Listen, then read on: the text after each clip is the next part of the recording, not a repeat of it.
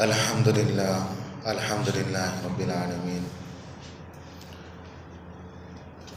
والعاقبۃ للمتقین والصلاۃ والسلام علی رسولہ الکریم اما بعد فاعوذ باللہ من الشیطان الرجیم بسم اللہ الرحمن الرحیم ومن یہاجر فی سبیل اللہ یجد فی الارض مراغما کثیرا وسعا صدق اللہ العظیم وصدق رسولہ النبی الکریم۔ السلام علیکم ورحمۃ اللہ وبرکاتہ۔ سب سے پہلے آقائے نامدار رحمت مجتبیٰ حضرت محمد مصطفیٰ صلی اللہ علیہ وسلم کے بارگاہ اقدس میں ہدیہ درود شریف پیش کیجیے۔ پڑھی اللہم صلی علی سیدنا محمد وعلی آل سیدنا محمد وبارک وسلم۔ الصلاۃ والسلام علیک یا رسول اللہ، الصلاۃ والسلام علیک یا حبیب اللہ۔ معزز سامعین کرام، برادران ملت، جیسے کہ میں نے پچھلے جمعے میں مکۃ المکرمہ کی عظمت آپ کے سامنے بیان کی تھی، آج کا جو میرا موضوع ہے وہ مدینہ منورہ کی عظمت ہے۔ برادران ملت، بہت سے لوگ ایسے ہیں جو حج کو جاتے ہیں، عمرے کے لیے جاتے ہیں، لیکن پیارے نبی صلی اللہ علیہ وسلم کے بارگاہ میں حاضری نہیں دیتے۔ یاد رکھیں، جس خانہ کعبہ کا طواف ہم کر رہے ہیں اس کے آباد ہونے کی وجہ بھی پیارے نبی صلی اللہ علیہ وسلم ہے، ورنہ وہاں پر 360 بت تھے جس کی لوگ پرستش کرتے تھے۔ آج جو ہمیں اسلام ملا ہے، آج جو ہمیں کلمہ ملا ہے، ہمیں قرآن ملا ہے، اللہ رب العزت کی معرفت ملی ہے، وہ پیارے نبی صلی اللہ علیہ وسلم کی وجہ سے ملی ہے۔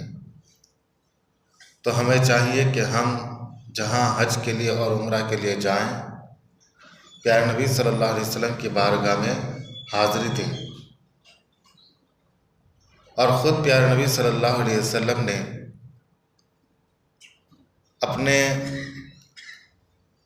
روزہ مبارک کی حاضری کے لیے ہمیں ترغیب دی ہے۔ فرمایا ہے، من حج فلم یزرنی فقد جفانی، جس نے حج کیا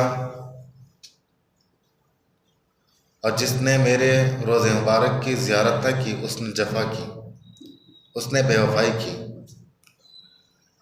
تو ہمیں چاہیے کہ جب بھی ہم پیارے نبی صلی اللہ علیہ وسلم کی بارگاہ میں پہنچے ہم اس روزہ مبارک کی زیارت کریں۔ کیوں؟ پیارے نبی صلی اللہ علیہ وسلم کا فرمان ہے، آپ نے حکم دیا ہے کہ تم جو ہے میرے روزہ اقدس کی زیارت کرو۔ دوسری جگہ پیارے نبی صلی اللہ علیہ وسلم نے ارشاد فرمایا، من زار قبری وجبت لہ شفاعتی۔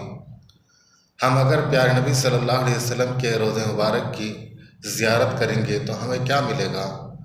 خود پیارے نبی صلی اللہ علیہ وسلم کے زبان اقدس سے یہ ادا ہوتا ہے، فرماتے ہیں کہ اے مسلمانوں، جب تم میرے روزے مبارک کی زیارت کرو گے تو بروز قیامت میری شفاعت تم پر واجب ہوگی۔ سبحان اللہ۔ ہم پیارے نبی صلی اللہ علیہ وسلم کے روزے اقدس کی اگر زیارت کریں گے تو پیارے نبی صلی اللہ علیہ وسلم ہمارے حق میں شفاعت کریں گے، بلکہ یوں فرمایا کہ تم پر میری شفاعت کرنا واجب ہو گئی، یعنی 100% میں تمہاری شفاعت کروں گا۔ اس کا یہ نعم البدل مل رہا ہے ہم کو۔ تو اب بتائے، جب اتنی باتیں ہم سننے کے بعد ہم پیارے نبی صلی اللہ علیہ وسلم کے روزہ اقدس کو اس کی زیارت کرنے کیوں نہ جائیں؟ کیوں نہ جائیں جبکہ صحابہ کرام رضوان اللہ تعالیٰ علیہم اجمعین جاتے تھے، جبکہ تابعین، تبع تابعین، ائمہ، مجتہدین، اولیاء کرام، بزرگان دین، ہر کوئی ایسا نہ رہا کہ جس نے پیارے نبی صلی اللہ علیہ وسلم کی روزہ اقدس کی زیارت نہ کریں، بلکہ پیارے نبی صلی اللہ علیہ وسلم نے فرمایا کہ جو مکہ مدینہ میں مرے بروز قیامت کی شفاعت کروں گا، وہ جنتی ہیں۔ یہاں تک مجدہ جافزہ سنا دیا، یعنی مکہ مدینہ وہ زمین ہے جہاں پر مرنے والا جنتی ہیں، مکہ میں جو مرے گا تو اس کو جنت المعلیٰ میں اس کو دفن ہونے کی جگہ ملے گی، اور جو جنت البقیع میں مرے گا، جو مدینے میں مرے گا تو اس کو جنت البقیع میں اس کو دفن ہونے کے لیے جگہ ملے گی۔ کتنے ہی خوش نصیب ایسے ہیں جو جنت المعلیٰ میں اور جنت البقیع میں دفن ہیں۔ سبحان اللہ، یہ وہ خطے ہیں۔ جنت البقیع لفظ سے ہی پتہ چل جا رہا ہے کہ جنت البقیع یعنی جنت کا وہ باغ ہے، جنت کا وہ حصہ ہے۔ جنت المعلیٰ یعنی جنت کا وہ ٹکڑا ہے جہاں پہ اہل اللہ دفن ہیں۔ پیارے نبی صلی اللہ علیہ وسلم نے ارشاد فرمایا، غبار المدینۃ شفاء، مدینے کی غبار شفا ہے، مدینے کی مٹی بھی شفا ہے۔ جب حضرت عمر فاروق رضی اللہ تعالیٰ عنہ کو پتہ چلا کہ جو مدینے میں مرے وہ جنتی ہیں، اس کی شفاعت پیارے نبی صلی اللہ علیہ وسلم فرمائیں گے، تو آپ کی خواہش یہ رہتی تھی کہ جب بھی میں مروں تو شہادت کی موت سے مروں، اور مروں تو مدینہ منورہ میں مروں۔ حضرت امام مالک رحمۃ اللہ علیہ کو جب پتہ چلا کہ مدینہ کی عظمت یہ ہے، تو آپ نے زندگی میں صرف ایک مرتبہ حج کیا، کیونکہ فرض تھا۔ ساری زندگی مدینے میں رہیں، مدینے سے باہر نہیں نکلے، کہیں مدینے سے باہر نکل جاؤں موت نہ آ جائے۔ ان کی تمنا، ان کی خواہش یہی ہوتی تھی کہ وہ مدینے میں رہ کر مریں۔ تو یہ تمنا، یہ آرزویں اہل اللہ، اللہ والوں کی ہوتی تھیں۔ وہ کتنا ادب کرتے تھے مدینہ منورہ کی، کیوں نہ کرے، کیونکہ پیارے نبی صلی اللہ علیہ وسلم وہاں پر 10 سال رہے۔ پیارے نبی صلی اللہ علیہ وسلم نے ارشاد فرمایا کہ ساری دنیا میں سب سے زیادہ پسندیدہ جو جگہ ہے وہ مجھے محبوب ہے، جس جگہ میں دفن ہوں گا وہ جگہ مجھے سب سے زیادہ عزیز ہے۔ پیارے نبی صلی اللہ علیہ وسلم کی بارگاہ میں لوگ صلاۃ و سلام عرض کرتے ہیں وہاں جا کر، اور پیارے نبی صلی اللہ علیہ وسلم اور ممبر شریف، مسجد نبوی کا ممبر شریف اور پیارے نبی صلی اللہ علیہ وسلم کا حجرہ مبارک، دونوں کے درمیان جس کو ریاض الجنہ کہا جاتا ہے، جس کو ریاض الجنہ کہا جاتا ہے، لوگ وہاں جا کر 2 گانے نماز پڑھتے ہیں۔ پیارے نبی صلی اللہ علیہ وسلم 12 ممبر شریف سے حجرہ مبارک تک آپ کا آنا جانا اتنا رہا کہ اس حصے کو اللہ رب العزت نے جنت کا باغ بنا دیا۔ سبحان اللہ، روضۃ من ریاض الجنہ، فرمایا پیارے نبی صلی اللہ علیہ وسلم نے، ما بین بیتی و منبری روضۃ من ریاض الجنہ، ممبر اور میرے حجرے کے درمیان کی جو جگہ ہے وہ ریاض الجنہ ہے، یہ جنت کا باغ ہے، جنت کا باغ ہے۔ وہاں پر آج بھی لوگ جا کر 2 رکعت نماز پڑھتے ہیں۔ کہ اگر کوئی جنت کی تمنا کرتا ہے، اگر آج کے زمانے میں کوئی جنت کی تمنا کرتا ہے، نیک اعمال کرتا ہے، حج کرتا ہے، عمرہ کرتا ہے، زکوٰۃ دیتا ہے، روزہ رکھتا ہے، نماز پڑھتا ہے، لیکن اس کو جنت تو ملے گی لیکن ادھار ملے گی، ابھی نہیں۔ لیکن ابھی آپ کو چاہیے تو آئے مدینے میں، روضۃ من ریاض الجنہ میں جا کر 2 گانا نماز پڑھیں تو آپ جنت میں ٹہل رہے ہیں، آپ جنت میں 2 رکعت نماز پڑھ رہے ہیں۔ اس کی عظمت یہ ہے، روضۃ من ریاض الجنہ۔ برادران ملت، دنیا جہاں کی تمام مسجدوں کی سب سے پہلی سب سے زیادہ افضل ہے، اور دنیا جہاں کی تمام مسجدوں کی سیدھے جانب سب سے زیادہ افضل ترین صف ہے، سیدھے جانب سب سے زیادہ افضل ترین صف ہے، لیکن مسجد نبوی میں چلے جائیں تو بائیں جانب سب سے زیادہ افضل ہے۔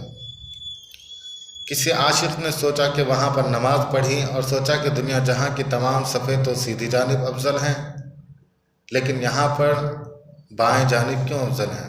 پتہ چلا کہ پیارے نبی صلی اللہ علیہ وسلم کا روضہ اقدس بائیں طرف جانب ہے۔ ہاتف غیبی سے آواز آئی، دل بھی تو بائیں جانب ہے۔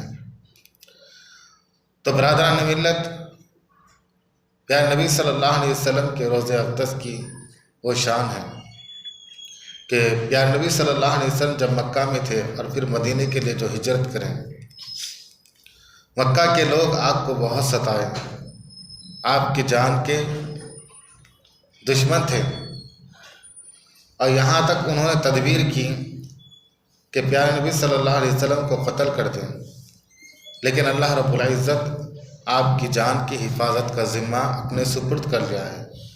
جیسے قرآن کا حفاظت کا ذمہ اللہ رب العزت کے ہاتھ میں ہے، انا نحن نزلنا الذکر وانا لہ لحافظون، تو صاحب قرآن کا بھی حفاظت کا ذمہ اللہ رب العزت نے اپنے سپرد لیا ہے۔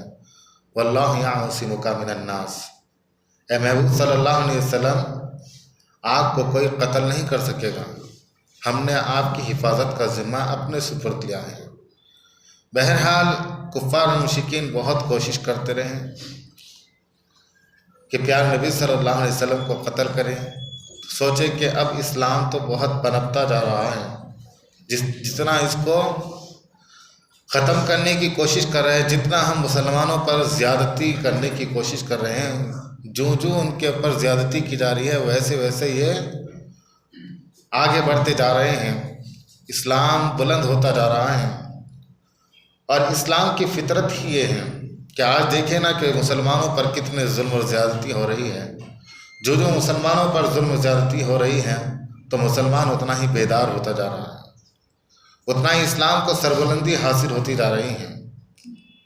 جتنا یہ دبانے کی، جتنا مسلمانوں کو پریشان کرنے کی کوشش کریں گے، اتنا ہی اسلام بلند ہوگا، اتنا ہی مسلمان بھی بلند ہوگا۔ پیارے نبی صلی اللہ علیہ وسلم کو قتل کرنے کا پروگرام بنایا کہ کیسے قتل کریں، کیونکہ پیارے نبی صلی اللہ علیہ وسلم کا جو خاندان تھا وہی بہت بڑا خاندان تھا۔ سوچے کہ اگر کوئی ایک شخص اگر قتل کرے گا تو اس کا بدلہ دینا پڑے گا، ایسا ہو کہ کسی کو کسی سے بدلہ نہ لینا پڑے۔ تو سب قبیلے میں سے ایک ایک سردار نکلے اور نکل کر کہا کہ ہم سب مل کر قتل کریں گے، پھر جزیہ دے کر ہم چھوٹ جائیں گے۔ ایسے ہی کیا گیا، سب میں سے ایک قبیلے میں سے نکلا اور نکل کر پیارے نبی صلی اللہ علیہ وسلم کے حجر مبارک پر آ کر باہر بیٹھ گئے کہ صبح ہوگی، پیارے نبی صلی اللہ علیہ وسلم فجر کی نماز کے لیے نکلیں گے اور پھر ان کو قتل کر دیں گے۔ لیکن اللہ رب العزت تو کو کچھ اور ہی مقصود تھا، آپ نے براہ راست پیارے نبی صلی اللہ علیہ وسلم کو آگاہ کر دیا کہ کفار و مشرکین آپ کی گھات لگائے بیٹھے ہیں کہ آپ کو قتل کریں، ایسا کریں کہ آپ آج ہجرت کر لیں، آج آپ مدینہ منورہ چلے جائیں۔ پیارے نبی صلی اللہ علیہ وسلم اپنے بستر پر آرام فرما تھے، حضرت علی رضی اللہ تعالیٰ عنہ کو بلایا اور کہا، اے علی، چند امانتیں میرے پاس ہیں کفار و مشرکین کے۔ کون کفار و مشرکین؟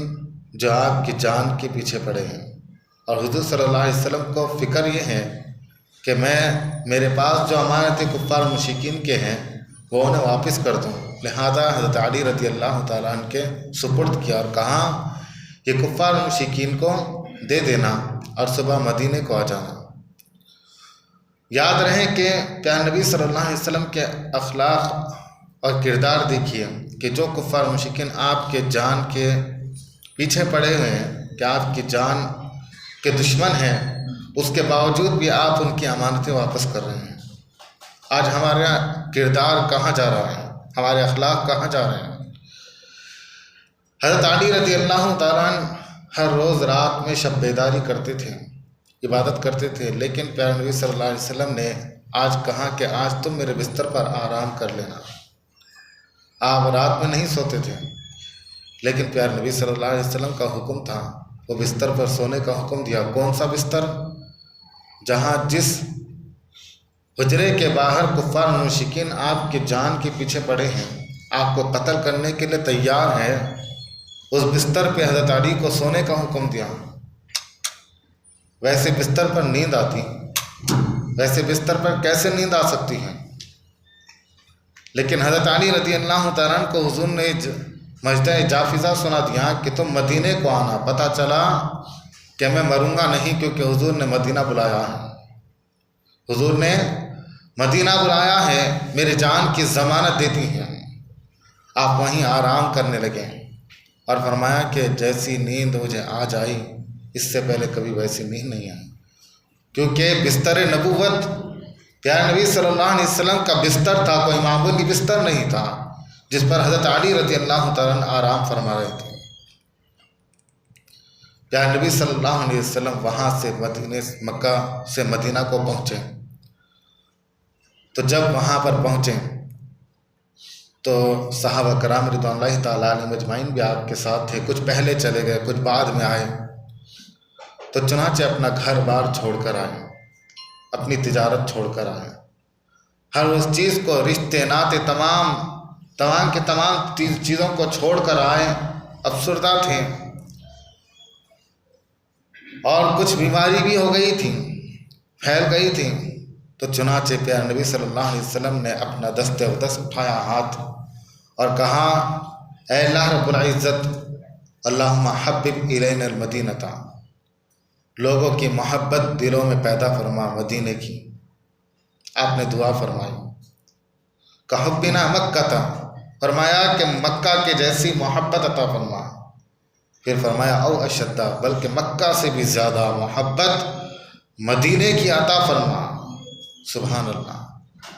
آج لوگ ذوق در ذوق مکہ مدینہ کیوں حاضر ہوتے ہیں، مدینہ کیوں حاضر ہوتے ہیں؟ اس لیے کہ پیارے نبی صلی اللہ علیہ وسلم نے دعا فرمائی کہ لوگوں کی محبت مدینے سے عطا فرما، کہ مدینے کی جو ہمارے دل میں محبت ہے وہ اس پیارے نبی صلی اللہ علیہ وسلم کی دعاؤں کا صدقہ ہے، جو ہمارے حصے میں آئی کہ آج جو ہم مدینے سے محبت کرتے ہیں، اس کی وجہ یہ ہے کہ پیارے نبی صلی اللہ علیہ وسلم نے ہمارے حق میں دعا فرمائی کہ ہمارے دلوں کو بھی مدینے کی محبت سے منور عطا فرما۔ یہ وہ محبت ہے، مدینے کی محبت ہے۔ حضرت بلال رضی اللہ تعالیٰ عنہ پیارے نبی صلی اللہ علیہ وسلم کی وفات کے بعد، وفات ظاہری کے بعد، آپ ملک شام جب فتح ہو گیا تو ملک شام میں جا کر رہنے لگے۔ حضرت بلال رضی اللہ تعالیٰ عنہ، حضرت بلال رضی اللہ تعالیٰ عنہ خواب دیکھ رہے ہیں، پیارے نبی صلی اللہ علیہ وسلم ارشاد فرما رہے ہیں، اے بلال، کیا بات ہے کہ تم ہماری زیارت کو نہیں آتے، تم ہمارے ساتھ جفا کر رہے ہو۔ حضرت بلال رضی اللہ تعالیٰ عنہ بے چین ہوئے اور پھر سفر مدینہ کیا، وہاں پر پہنچے، سب جگہ شور و غل مچ گیا کہ پیارے نبی صلی اللہ علیہ وسلم کے مؤذن حضرت بلال تشریف لائے ہیں۔ ہر طرف شور مچ گیا اور ہر ایک کی تمنا یہی تھی کہ حضرت بلال رضی اللہ تعالیٰ عنہ سے اذان پڑھائی جائے۔